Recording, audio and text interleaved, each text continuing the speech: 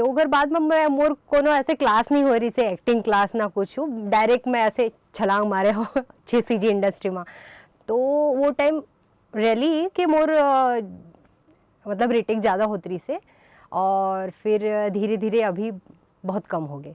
तो सोनाली ला का चीज आथे? गाना गाए बर घलो आथे, फाइटिंग करे बर आथे, लड़ाई झगड़ा घलो करे बर आथे, का आथे?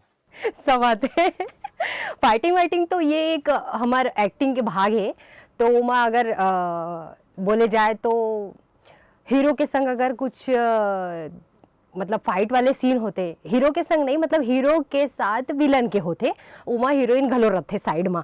तो हीरो अगर हीरोइन को अगर विलन अगर हाथ लगाए या कुछ तो अगर हीरो ला कोनो पकड़े हवे ओकर साथी मन हा तो हीरोइन का करते ढिशुम ढिशुम तो वो घलो होते तो वो थोड़ा बहुत करना पड़ते।